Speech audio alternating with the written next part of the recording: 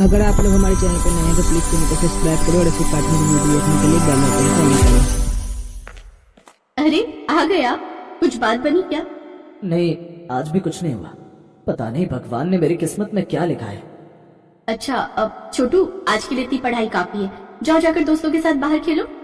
ठीक है मम्मी। ये अच्छा किया तुमने, छोटू को बाहर भेज दिया।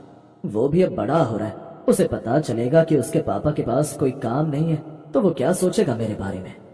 कुछ नहीं सोचेगा, आप ही इतना सोच रहे हैं। अच्छा, मुझे बताओ क्या हुआ वहाँ पर? अरे होना क्या है, 2-3 आदमी चाहिए थे उनको और आए थे कम से कम 50 लोग, एक से बढ़कर एक पढ़े लिखे। आजकल तो चपरासी की नौकरी के लिए भी कितनी मारामारी है। भाई तुम लोग पढ़े लिखे हो तो कहीं अच्छी नौकरी के लिए जाओ ना, हमारे जैसे कम पढ़े लिखे लोगों का हक क्यों मारते हो? दिल छोटा ना करो जी। ये सोचो कि अगर आपको इतना दुख हो रहा है तो उन पर क्या बीत रही होगी जो पढ़े लिखे मगर फिर भी उन्हें नौकरी नहीं मिली। वो सब भी हमारी तरह मजबूर होंगे, तभी तो बेचारे नौकरी ढूंढने पहुंचे होंगे। हाँ तारा, ये तो मैंने सोचा ही नहीं। तुम सच में बहुत समझदार हो। अच्छा, ठीक है, अब जाओ, हाथ मुंह धो लो, मैं खाना लगाती हूँ। पर छोटू को तो बुला लो। वो पहले ही खा चुका है, बहुत देर से आपकी राह देख रहा था, फिर जब उससे रहा नहीं गया तो उसने खा लिया। चलो ठीक किया। वैसे तुमने बनाया क्या? वो घर में सिर्फ आलू ही बचे थे तो आलू के पराठे बनाए। क्या बात है, लाओ लाओ जल्दी से लाओ। ये कहानी है तारा और महेश की, जो अपने बेटे के साथ एक छोटे से घर में रहते थे। फिर खाना खाते हुए उसने तारा से कहा, कल सुबह जल्दी उठा देना। क्यों नहीं जाना है? हाँ, एक और जगह पता लगी है, सुना है वहाँ सफाई वाले की जरूरत है, तो देख लेते हैं, क्या पता वहीं कुछ हो जाए। भगवान पर भरोसा रखो जी, सब ठीक हो जाएगा। क्या बात है तारा, न जाने कितने जगह पराठे खाए लेकिन तुम्हारे जैसे पराठे कोई नहीं बनाता, सच में। अब बस भी करो, इतने अच्छे भी नहीं बने। अरे नहीं, कसम से सच कह रहा हूँ, मन करता है कि बस खाते ही जाओ। अगले दिन सुबह सुबह महेश फिर से नौकरी की तलाश में चला गया और तारा घर के कामकाज में लग गई। तारा, ओ तारा, छोटू, अरे भाई कहाँ हो तुम दोनों? यही हूँ, बताइए। तारा, नौकरी लग गई मेरी। भगवान तेरा लाख लाख शुक्र है, आखिर तूने हमारी सुन ली। हाँ तारा, भगवान की दया से अब कोई दिक्कत नहीं होगी। वैसे कहाँ मिली नौकरी आपको? वो चौराहे के पास है ना, क्या नाम है उस जगह का, जहाँ पिज्जा मिलता है? हाँ, डोमिको। वही सफाई का काम करना है। बस 2 ही काम है, सुबह जब होटल खुले तो सफाई करनी है, और फिर जब लोग खाना खाकर चले जाएं तो उनकी मेजें साफ करनी है। और पगार? अभी तो 10,000 बोले हैं, बाकी कह रहे थे कि हर साल बढ़ाते रहेंगे। कोई बात नहीं, कुछ नहीं से कुछ अच्छा, 12 न सही 10,000 ही सही, गुजारा चल जाएगा हमारा। उस दिन बहुत दिनों बाद महेश के चेहरे पर हंसी और संतोष था। तारा भी महेश को देखकर खुश थी। अगले दिन सुबह सुबह महेश जल्दी उठा और तैयार होकर काम पर निकल गया। फिर डोकीमो पहुंचने के बाद वो सीधा विशाल से मिला, जो वहाँ का मैनेजर था।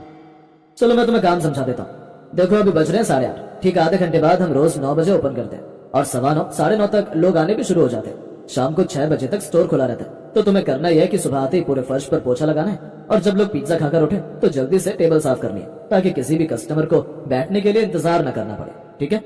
जी समझ गया सर। और हाँ, वहाँ स्टोर में वाइपर और सफाई का बाकी सामान रखा है, वहां से उठा लो।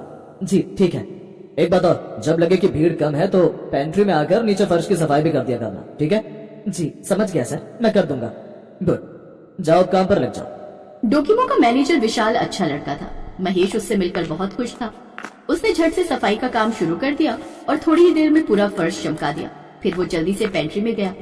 वहाँ पर उसने देखा कि स्लैब पर कुछ सफेद सफेद सा पड़ा हुआ था। उसने अच्छे से वहाँ की सफाई की और फिर शाम को, विशाल सर। हाँ महेश, ये सफेद सफेद क्या है? इसका क्या करना है? फेंक दूं या फिर कुछ काम का है? अरे इसे फेंकना ही पड़ेगा, इसे चीज कहते हैं, ये दूध से बनता है, इसे पिज्जा में डाला जाता है। तो ये नीचे क्यों पड़ा है? अरे जब पिज्जा में डालने के लिए चीज के बड़े बड़े टुकड़ों को ग्रेट करते हैं, हिंदी में क्या बोलते हैं उसे, हाँ, जब चीज को कद्दूकस करते हैं तो थोड़ा बहुत इधर उधर फैल ही जाता है। तो सर इसे पिज्जा में इस्तेमाल नहीं कर सकते? कर तो सकते हैं, अगर साफ जगह पर फैला हो तो, फर्श पर गिरा हो तो इस्तेमाल नहीं कर सकते ना। जी वो तो है। चीज जैसी भी कोई चीज होती है, ये सीधे साधे महेश ने पहली बार जाना था, लेकिन उसका स्वाद कैसा होता है ये अभी भी उसे पता नहीं था। फिर एक दिन शाम को उसने सारा चीज इकट्ठा किया और विशाल से पूछने के बाद उसे अपने घर ले आया।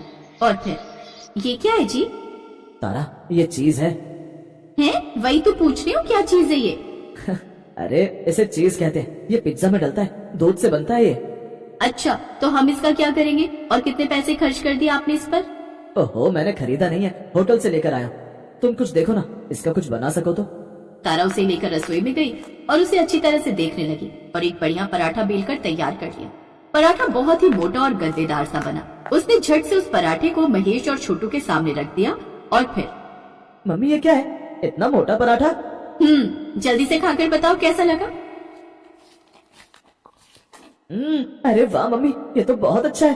हाँ तारा, ये तो कमाल का बना है सच में। अब मैं समझा कि लोग इतना महंगा पिज्जा खाने क्यों आते हैं। मम्मी और बनाओ ना ये तकिए जैसा पराठा। क्या कहा? तकिया जैसा?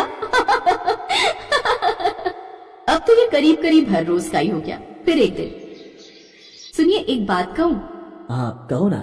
ये थोड़ा सा चीज जो लेकर आते हो आप, अब एक बार बाजार से ताजा और पूरा पैकेट लेकर आओ ना। मेरे मन में ये था कि जब आपको और छोटू को मेरे बनाए पराठे इतने पसंद आते हैं तो फिर और लोगों को भी तो अच्छे लगेंगे, और ऐसा हो गया अगर तो हम अपना काम शुरू कर सकते हैं। वाह क्या दिमाग लगाया है तारा, कोशिश करने में कोई हर्ज नहीं है। हाँ मैं लेकर आऊंगा तुम्हारे लिए ताजा चीज का पूरा पैकेट। महेश तारा के लिए बाजार से चीज का पैकेट ले आया और फिर प्रभु का नाम लेकर तारा ने एक ठेले पर अपने चीज पिलो पराठे बनाकर बेचने शुरू कर दिए। धीरे धीरे तारा के खास पराठे खूब बिकने लगे। पहले ठेले से किराए की दुकान हुई, फिर अपनी दुकान भी हो गई। विशाल सर, अरे महेश तुम, कितने टाइम बाद देखा तुम्हें। मैं कुछ दिनों की छुट्टी पर गया था, तुमने तो नौकरी छोड़ दी। अब क्या कर रहे हो वैसे? अब अपना काम कर रहा हूँ सर, तारा के चीज पिलो पराठे। क्या बात कर रहे हो महेश, ये दुकान तुम्हारी है? अरे इन खास पराठों के बारे में तो हर कोई बात कर रहा है। सोशल मीडिया पर भी देखा मैंने, कई लोगों ने यहाँ के चीज पिलो पराठा के बारे में बताया और दिखाया है। कमाल कर दिया भाई तुमने और तुम्हारी पत्नी ने। मैं वैसे भी बहुत दिनों से सोच रहा था इस खास पराठे को ट्राई करने के बारे में। तो चलिए ना सर, मैं आपको अभी खिलाता हूँ।